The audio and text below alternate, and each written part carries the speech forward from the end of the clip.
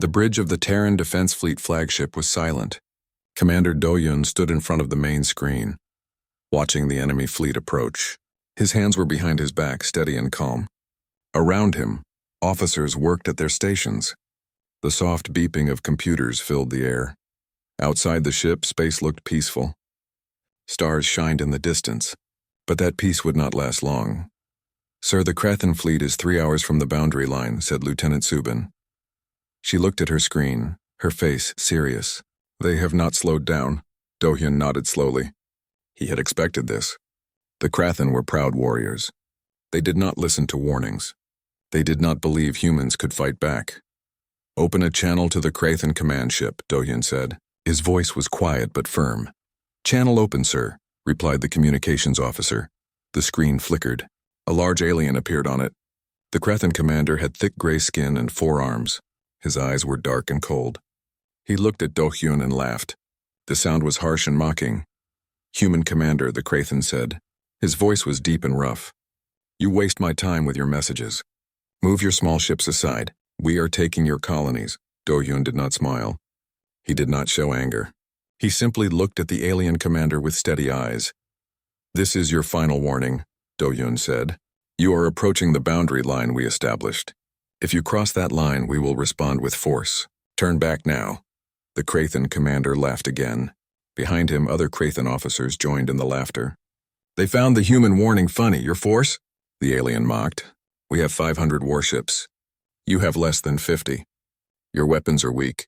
Your shields are thin. You should surrender now and save your lives." "I am giving you one chance," Do-Hyun repeated. "Do not cross that line." The Krathen commander leaned forward. His 4 hands gripped the arms of his chair. "We will cross your line, human, and then we will take your worlds. Your people will serve us. This conversation is over." The screen went black. Subin looked at Do-Hyun. "Sir, should we fall back?" "No," Do-Hyun said. "We hold the line.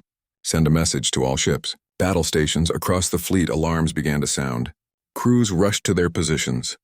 Pilots ran to their fighters. Engineers checked weapons systems. Everyone knew what was coming. On the diplomatic station near Earth, Ambassador Ji-Won sat in her office. She had just received news about the failed communication. She closed her eyes and took a deep breath. For months she had tried to make peace with the Krathen. She had offered trade agreements, shared technology, and friendship. The Krathen had rejected everything. Ji-Won stood and walked to the window. Earth looked beautiful from here. Blue oceans, white clouds, green and brown land. So many people lived down there. Billions of lives, all depending on the fleet to protect them. She picked up her communication device and called the Defense Council. "This is Ambassador Ji-Won," she said. "The Krathen have refused our final offer. They are moving forward with the invasion," a voice replied. It was Admiral Hyunwoo, the head of Earth's military forces. "We expected this," Hyunwoo said. His voice was tired but strong. "All defense protocols are ready. If they cross the line, we will activate them." "How many will die?" Ji-Won asked quietly. There was a pause. "That depends on the Krathen," Hyunwoo finally said. "We gave them every chance to choose peace." Back on the flagship, Captain Minho was checking the defense grid. The defense grid was a network of satellites, mines, and automated weapons platforms. They surrounded Earth's territory in layers. Most of them were hidden. The Krathen did not know they were there. Minho looked at the data on his screen. Everything was ready. Every weapon was armed. Every system was online. He felt a cold weight in his stomach. He had been a soldier for 20 years. He had seen combat before, but never anything like this. "Captain, all defense platforms report ready status," said an officer next to him. "Good," Minho said. "Tell them to stay hidden until the order comes." Near the border colonies, evacuation ships were leaving. Lieutenant Subin had been reassigned to help with the evacuation. She stood on the landing pad of Colony 7, watching families rush onto transport ships. Children cried. Parents carried bags of belongings. Everyone was scared. An old woman stopped in front of Subin. She held a small child's hand. "Will we be safe?" the woman asked. Subin wanted to tell her yes. She wanted to promise everything would be fine. But she was a soldier. She did not lie. "We will do everything we can to protect you," Subin said. "Please get on the ship quickly." The woman nodded and moved on. Subin watched the ships take off one by one. They would go deep into human territory, far from the fighting. Most people would survive, but the colonies would be destroyed if the Krathen broke through. She looked up at the stars. Somewhere out there, the Krathen fleet was coming. She touched the weapon at her side and whispered a prayer. On the Krathen command ship, the alien commander looked at his battle map. Green dots showed his fleet. Red dots showed the human ships. The humans looked so small, so few. It would be an easy victory. "Commander, we will reach the human boundary line in 30 minutes, said one of his officers. "Excellent," the commander said. "Prepare weapons. We will destroy their fleet quickly. Then we take the colonies," another officer spoke up. "Sir, should we be concerned about the human warning? What if they have hidden weapons?" The commander turned and glared at the officer. "Hidden weapons? These are humans! They are barely advanced enough for space travel. They have nothing that can hurt us." He turned back to the map. "We are Krathen. We have conquered 40 systems. We have destroyed armies. These humans are no different. We will sweep them aside like dust." The fleet moved forward. Hundreds of massive warships, each one carrying thousands of soldiers and enough weapons to destroy a planet. They moved in perfect formation, confident and unstoppable. Back on the human flagship, Do-Yun watched the countdown timer. 20 minutes until the Krathen reached the boundary line. He opened a channel to all human ships. "This is Commander Do-Yun to all fleet vessels," he said. "The enemy has refused our warning. They believe we are weak. They believe we cannot stop them. Let them believe that for 19 more minutes. When they cross the line, they will learn the truth. All ships hold position. Wait for my signal." Across the fleet, crews waited. Engineers stood ready at their stations. Pilots sat in their cockpits. Weapons officers kept their hands on the firing controls. Everyone was quiet. Everyone was tense. Everyone was ready. The countdown continued. 15 minutes. 10 minutes. 5 minutes. The Krathen fleet approached the invisible line in space. They did not slow down. They did not stop. They did not believe the humans could do anything to stop them. 1 minute remained. Do-Hyun counted down in his head. 60 seconds. 50 seconds. 40 seconds. The Krathen crossed the boundary line. "Now," Do-Hyun said quietly. Everything changed. The moment the Krathen fleet crossed the boundary line, thousands of hidden satellites activated. They had been floating in space, cold and dark, pretending to be debris. Now they came to life. Red lights blinked on. Targeting systems locked onto the Krathen ships.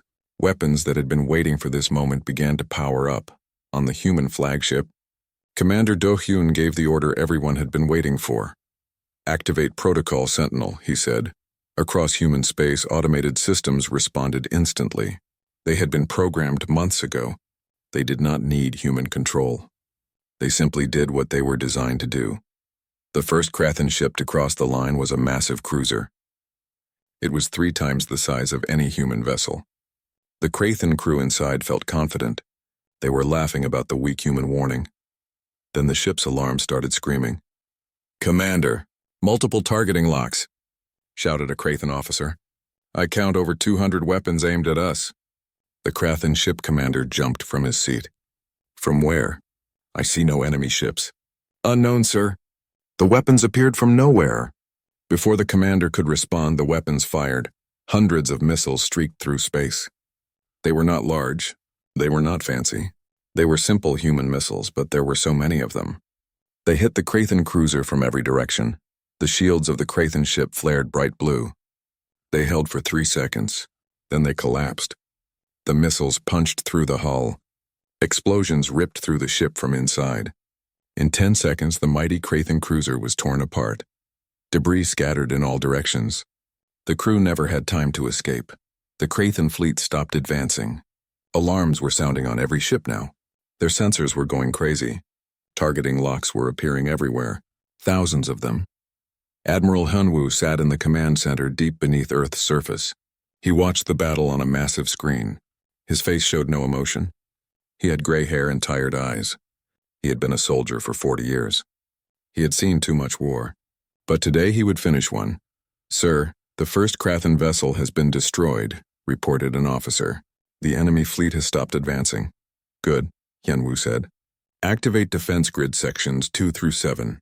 Show them what happens when you ignore a warning." More weapons came online. These were bigger. They had been hidden in asteroids attached to old satellites buried in small moons. The Krathen had scanned the area before crossing. They had found nothing. Human stealth technology was better than they expected. Giant railguns emerged from concealed positions. Each one was as long as a battleship. They had been built in secret over 5 years. Earth had spent billions of credits on them. Now they would see if the money was worth it. The railguns fired. Massive metal slugs shot through space at incredible speed. They moved so fast that Krathen sensors barely detected them before impact. When they hit, they went straight through Krathen shields like paper. One slug hit a Krathen battleship in the center. It went in one side and out the other, leaving a hole 30 meters wide. The ship's power core exploded. The explosion took out 2 more Krathen ships that were flying too close. Another slug hit a carrier ship. The carrier was holding 200 Krathen fighters. The slug destroyed the carrier's hangar bay. All the fighters exploded at once. The blast was so bright it looked like a small sun. The Krathen fleet began to panic. Ships turned in different directions. Some tried to retreat, some tried to advance and fight back, but they did not know where the enemy was. They could not see the weapons that were killing them. On one Krathen destroyer, the captain was screaming orders. Find the human ships. Return fire! Sir, we cannot locate them. Our sensors show only automated platforms. Then destroy the platforms. The Krathen destroyer fired its main cannons at the nearest weapons satellite. The satellite exploded, but 3 more satellites appeared from behind it. They fired together. The destroyer's shields held, but they were weakening. Shields at 60%, sir. Reroute power from engines. Strengthen the shields. More missiles hit the destroyer. Shields at 40%, then 20%, then gone. The destroyer died like the others, fast and violent. Dr. Yuna watched from the research station orbiting Mars. She was a small woman with sharp eyes and quick hands. For 3 years she had worked on a secret project. The military had given her unlimited funding and told her to make something impossible. She had delivered. Dr. Yuna, you are cleared to deploy the gravitational disruptors, said a voice through her communication device. It was Admiral Hyunwoo. Yuna smiled. She had been waiting for this moment. Deploying now, sir, she said. She pressed a button on her control panel. In space, near the Krathen fleet, 6 large devices activated. They had been floating there for weeks, disguised as damaged satellites. Now they showed their true purpose. The devices began to spin. They spun faster and faster. The air around them seemed to bend and twist. They were manipulating gravity itself. The Krathen ship suddenly felt a pull. It was like a giant invisible hand was grabbing them. Ships that tried to move forward were yanked backward. Ships that tried to retreat were pulled forward. Some ships were pulled toward each other. 2 Krathen battleships collided. Their shields sparked and failed. The impact crushed both ships like cans. Thousands of Krathen died instantly. What is happening? Screamed the Krathen fleet commander. He held onto his chair as his ship lurched sideways. What weapon is this? No one could answer him. The Krathen had never seen anything like this. They did not know humans had learned to weaponize gravity. More ships collided. The Krathen formation fell apart completely. Ships spun out of control. Some tried to fire their weapons, but they were moving too erratically. They hit their own ships more than they hit anything else. Major Tae-hyung sat in his fighter cockpit. He was the leader of the First Strike Squadron. His squadron consisted of 30 of the best pilots in the human fleet. They had been waiting in silence, hidden behind a small moon. This is Major Tae-hyung to all fighters, he said. The enemy is confused. Now we strike. Remember your training. Stay together. Watch each other's backs. Let's go. The 30 fighters launched from their hiding place. They were small and fast. Each one carried enough weapons to take down a ship much bigger than itself. They flew into the chaos of the Krathen fleet like sharks into a school of fish. Tae-hyung picked his target. A Krathen heavy cruiser. It was spinning slowly, trying to escape the gravitational pull. Its shields were down. Perfect, target locked, Tae-hyung said. Firing missiles. 4 missiles shot from his fighter. They flew straight and true. They hit the cruiser's engine section. The engines exploded in a chain reaction. The cruiser broke into 3 pieces. Around him, his squadron was doing the same thing. Each fighter picked a target. Each fighter fired. Each shot hit home. The Krathen ships were too confused to fight back effectively. A Krathen fighter squadron finally managed to launch. 20 Krathen fighters came out to face the humans. The Krathen pilots were good. They were trained warriors. But they were facing the best humanity had. Taehyung saw them coming. Enemy fighters, 2 o'clock. Break by pairs, engage. The human fighters split up. Each pair of human fighters went after Krathen targets. The dogfight began. Taehyung and his wingman, a young pilot named Sora, chased a Krathen fighter. The alien pilot was skilled. He dodged and weaved. He tried to get behind them, but Sora was faster. She came around from the side. The Krathen pilot never saw her. She fired. Her shots hit the Krathen fighter's cockpit. The fighter exploded. "Good kill, Sora," Taehyung said. "Thank you, sir," Sora replied. 3 more on our left." They turned together and engaged the next targets. The battle lasted 20 minutes. When it was over, all 20 Krathen fighters were destroyed. The human squadron had lost 2 fighters. The pilots had ejected and were picked up by rescue ships. Back on the human flagship, Commander Do-hyun watched the battle unfold. The Krathen fleet was in ruins. They had lost over 100 ships already. They had not destroyed a single human vessel. "Sir, the Krathen are trying to retreat," reported Lieutenant Subin. She was back on the bridge now. Should we let them go? Do-hyun was quiet for a moment. He thought about all the warnings Earth had given. He thought about the Krathen laughter. He thought about how they had called humans weak. "No," he said finally. They crossed the line. They made their choice. Activate the final layer of the defense grid. Subin looked shocked. "Sir, that will—" "I know what it will do," Do-hyun interrupted. They were warned. "Execute the order." Subin nodded slowly. She entered the commands. In space, the final trap activated. The Krathen fleet was trying to escape. Ships turned away from human territory and fired their engines at maximum power. They wanted to get away from the hidden weapons. They wanted to retreat to safety, but there was no safety. The Krathen fleet commander looked at his tactical display. He saw the path back to Krathen space. It looked clear. No human ships were blocking the way. No weapons platforms were visible. "Full-speed retreat," he ordered. "Get us out of here." His communications officer spoke up. "Sir, we are receiving distress calls from all our ships. They want to know what to do." "Tell them to follow us out," the commander said. "Stay in formation." We retreat together. The Krathen ships moved together.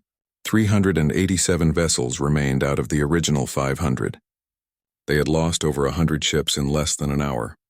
Nothing like this had ever happened to the Krathen before. The fleet moved faster. They were almost at the edge of the combat zone. A few more minutes and they would be safe. Then they could regroup. Then they could plan a better attack. Engineer Ji-hoon sat in a small control room on a human military station. He was a thin man with glasses and nervous hands. He did not look like a soldier. He looked like a teacher or a scientist. But Ji-hoon had designed something very special.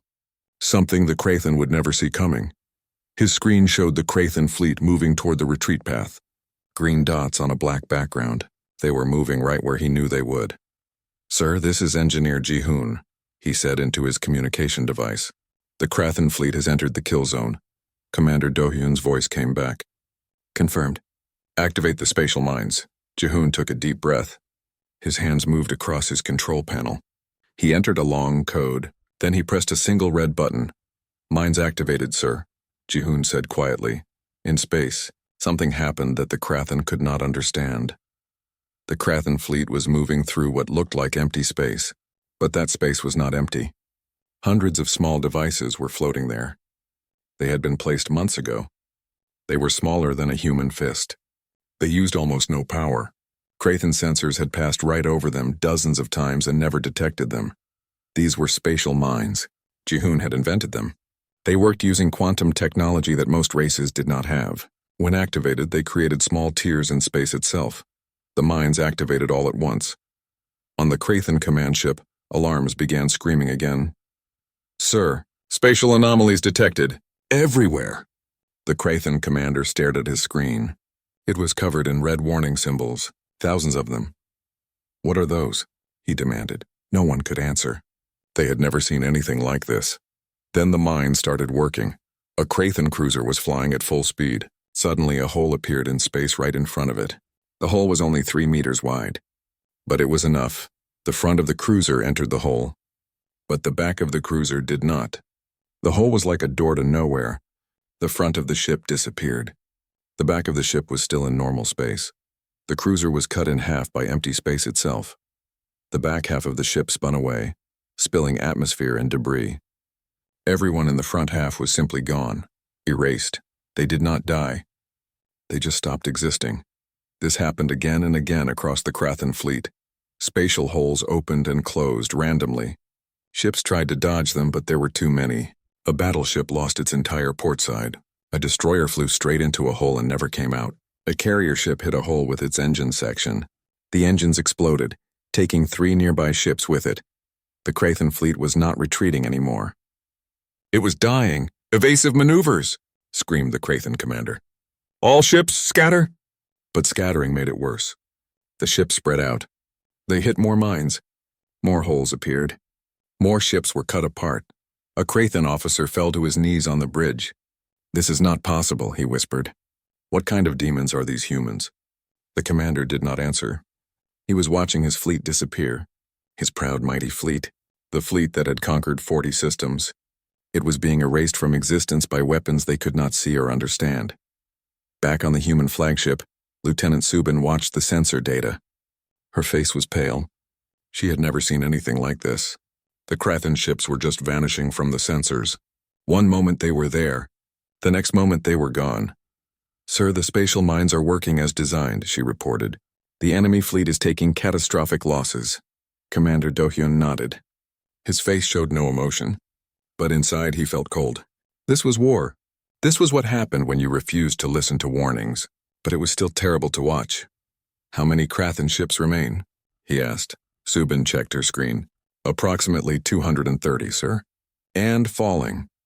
Captain Minho stood on the bridge of the human destroyer Hope. His ship was part of the second wave. They had been holding back, letting the automated defenses do their work. Now it was time to finish the job. "All weapons prepare to fire," Minho ordered. "Target the Krathen command ship. I want it disabled, not destroyed. We need prisoners for intelligence." His weapons officer looked surprised. "Sir, are you sure? It would be easier to just destroy it." "I am sure," Minho said. "We need to know what they know. We need to understand why they attacked us. Fire on my mark." The Hope moved forward with 15 other human ships. They were careful to avoid the spatial mines. Ji-hoon had given them the locations of every mine.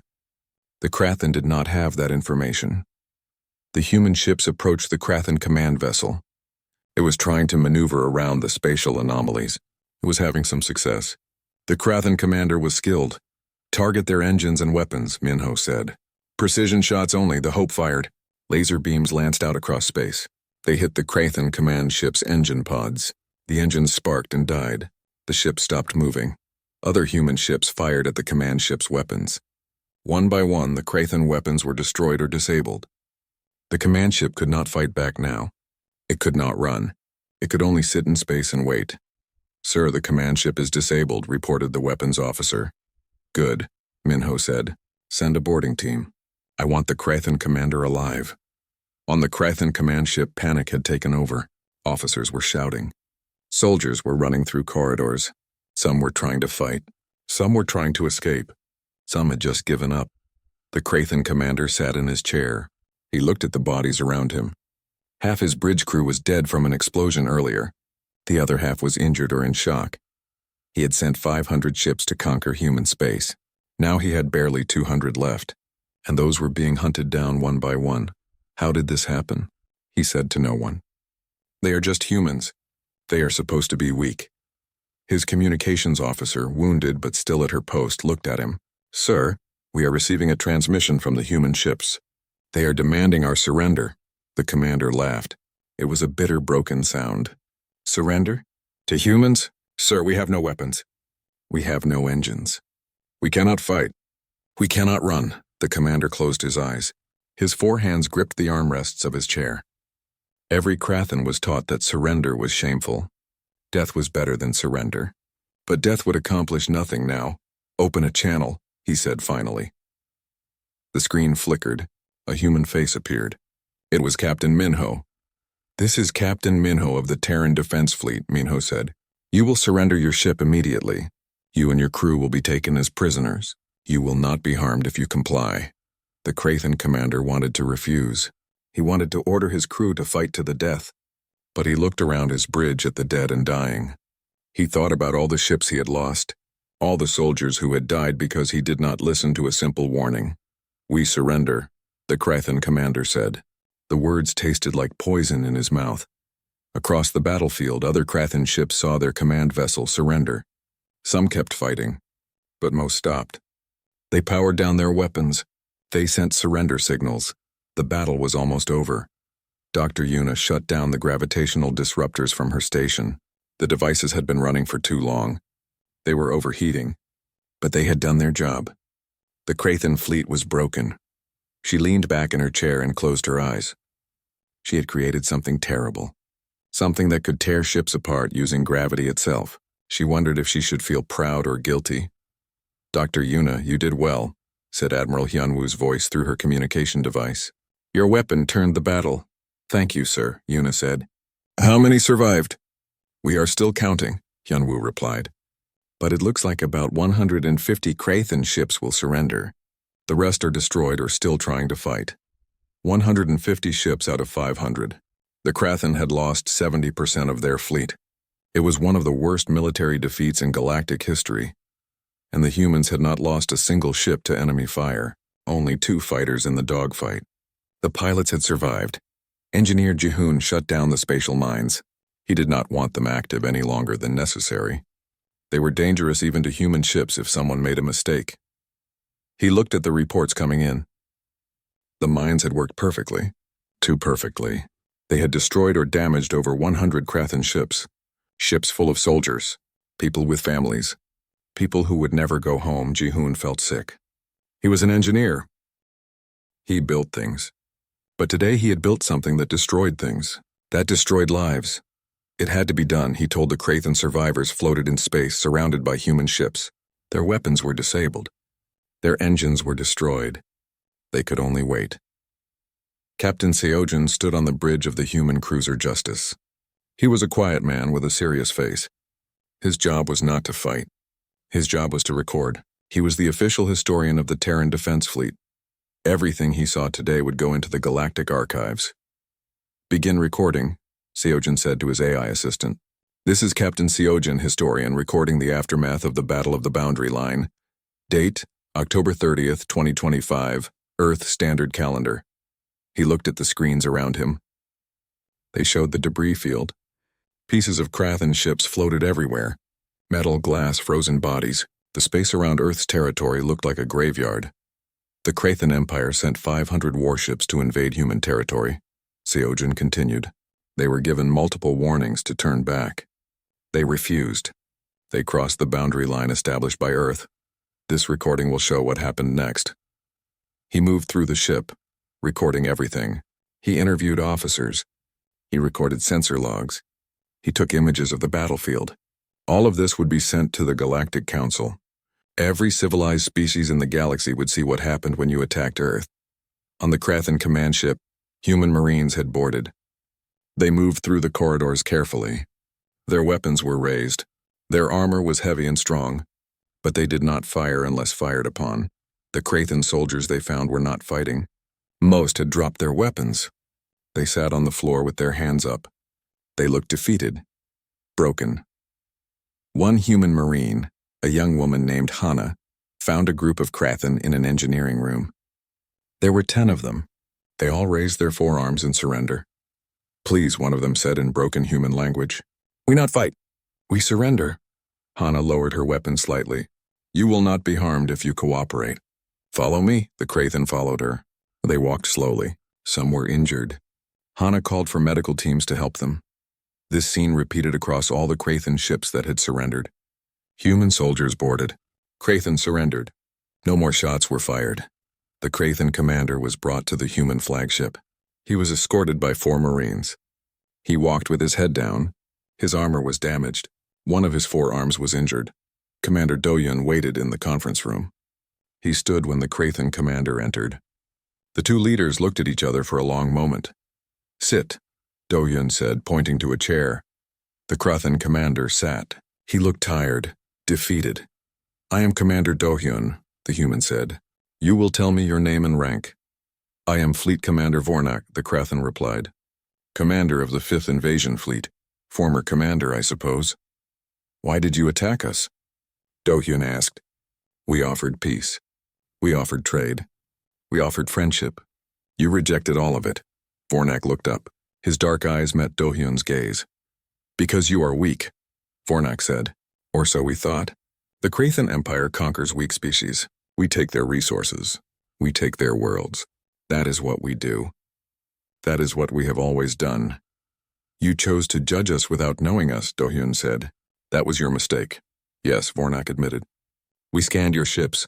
We analyzed your weapons. We thought we understood your capabilities. We were wrong. Do-hyun sat down across from the Krathan. You saw a few of our ships. You saw some of our public technology. You never saw what we keep hidden. Every species has secrets. We warned you that crossing the line would be a mistake. You did not believe us. We thought it was a bluff, Vornak said quietly. Every weak species makes threats. They try to scare us away with big words and false bravery. We thought you were the same. We were not bluffing, Do-hyun said.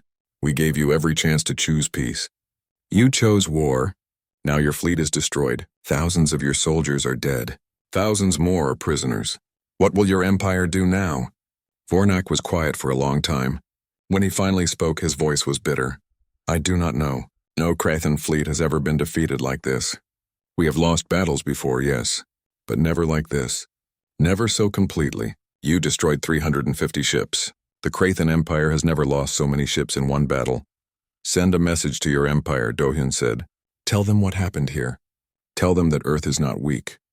Tell them that we keep our promises. We promised to defend ourselves if you cross the line. We kept that promise, Vornak nodded slowly. I will tell them. But I do not know if they will listen. The Krathan are proud. They do not learn from defeats easily. Then more will die, Do-hyun said simply. The choice is theirs. In the Krathan Empire's capital world, the High Council was meeting. They had just received the first reports from the battle. The reports were confusing, incomplete, but the message was clear. The invasion fleet was gone. An old Krathan stood at the head of the council table. This was High Commander Zakron, leader of the entire Krathan military. He had led the Empire to victory in 100 campaigns. He had never lost a war. This is impossible, Zakron said. 500 ships do not simply vanish. There must be a mistake in the reports. A younger Krathan, an intelligence officer, shook her head. Sir, we have confirmed the reports. Multiple sources. The 5th Invasion Fleet engaged human forces at the border. They were destroyed, sir. Completely destroyed. By what? Zakron demanded. The humans have no fleet that could challenge ours. According to Commander Vornak's transmission, the humans used hidden weapons, automated defense platforms, spatial anomaly devices, and weapons that manipulate gravity itself. The council chamber erupted in noise. Krathan officers shouted questions. Some did not believe it. Some demanded revenge. Some looked afraid. Zakron raised all 4 of his hands for silence. Enough, he said. His voice was loud and harsh. If this is true, then we have made a grave error. We attacked a species that was more advanced than we realized. Should we send reinforcements? Asked another council member. We could assemble another fleet. 10,000 ships. We could crush the humans. No, Zakron said. Everyone looked at him in surprise. We will not send more ships. Not yet. First we will learn. We will study what happened. We will understand how the humans defeated us, and then we will decide what to do. But sir, this is humiliating, protested a young officer. The entire galaxy will hear about this. They will think the Krathan are weak. The entire galaxy already knows, Zakron said. The humans are broadcasting the battle recordings to everyone. They want everyone to see what happened. They are making an example of us. He sat down heavily in his chair. For the first time in his long life, Zakron felt old. We attacked the wrong species, he said quietly, and now we must pay the price for our arrogance. On Earth, the news was spreading quickly. Humanity had won. The invasion was stopped. The Krathan fleet was destroyed. People celebrated in the streets. They cheered and sang. They felt safe again. But in the military command center, there was no celebration. Admiral Hyunwoo looked at the casualty reports. Yes, humanity had won, but the cost was there in the numbers. 2 fighter pilots had died. Their names were Junho and Nari. They were young. They had families. They would never go home. And on the Krathan side, over 100,000 soldiers were dead. Most had died when their ships were destroyed. They had died quickly at least, but they were still dead, still gone forever. Hyunwoo closed his eyes. He was too old for this, too tired. He had been fighting wars for 40 years. He had hoped this would be his last one. Maybe it would be. Maybe the galaxy had learned its lesson. Ambassador Jiwon walked into his office without knocking. She looked at him with sad eyes. "It is done?" she asked. "It is done," Hyunwoo confirmed. "The battle is over. We won." "Then why do you look so unhappy?" Jiwon asked. "Because winning is not always good," Hyunwoo said. "We killed over 100,000 beings today. Yes, they attacked us. Yes, they were warned. But they are still dead, and I ordered it." Jiwon sat down across from him. "You did what you had to do. You protected Earth. You protected billions of human lives." "I know," Hyunwoo said, "but that does not make it easier." They sat in silence for a while. Finally, Jiwon spoke. "What happens now?" "Now we show restraint," Hyunwoo said. "We have proven we are strong. Now we must prove we are wise. We will treat the prisoners well. We will send them home eventually.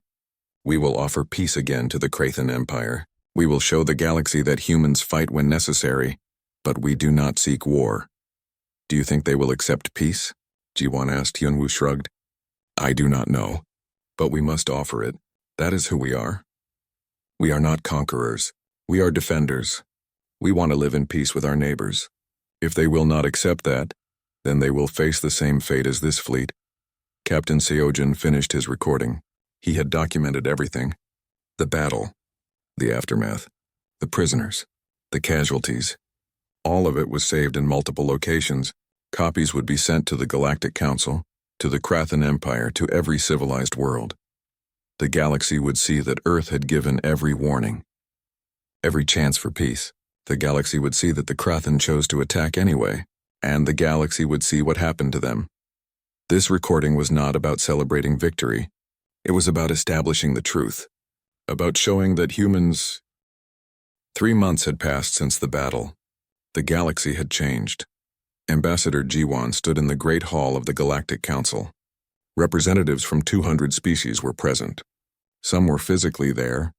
Others appeared as holograms. All of them were watching her. This was the first time a human had addressed the full council. Earth had been considered too primitive to have a voice here. But not anymore. "Honored members of the Galactic Council," Jiwon began. Her voice was clear and strong. "I stand before you today to speak about the recent conflict between Earth and the Krathan Empire." Murmurs spread through the hall. Everyone had heard about the battle. The recordings had been seen across the galaxy. Some species were impressed. Others were afraid. "Earth did not seek this conflict," Jiwon continued. "We offered the Krathan peace. We offered trade. We offered friendship. They chose to attack us instead. They believed we were weak. They believed they could take our worlds without consequence." She paused and looked around the hall. "They were wrong. We defended ourselves. We gave them every warning, every chance to turn back. They refused to listen. The result is known to you all. The Krathan 5th Invasion Fleet was destroyed. Over 100,000 Krathan soldiers died." A Krathan representative stood up. He was old, with gray skin and tired eyes.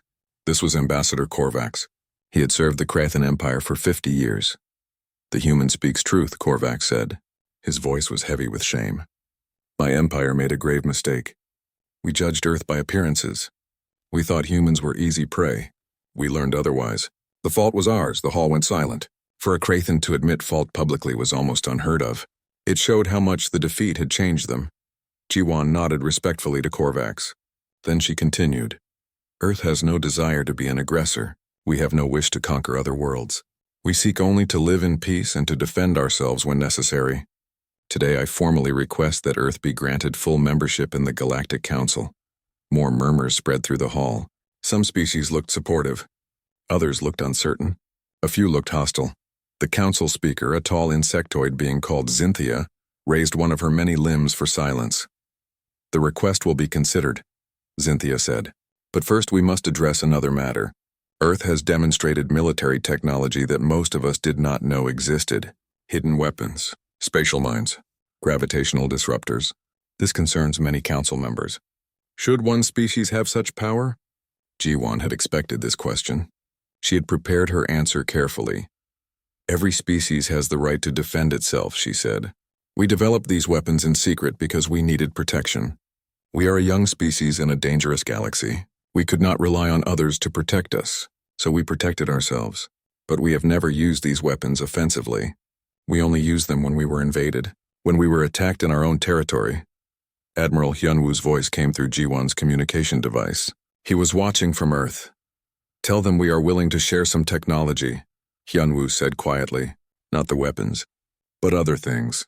Medical technology, agricultural advances. Show them we are not a threat. Jiwon nodded and continued. Earth is willing to share many of our technological advances with the Council. Not our military secrets, of course, but we can share medical knowledge, food production techniques, clean energy systems. We want to be partners with the galaxy, not enemies.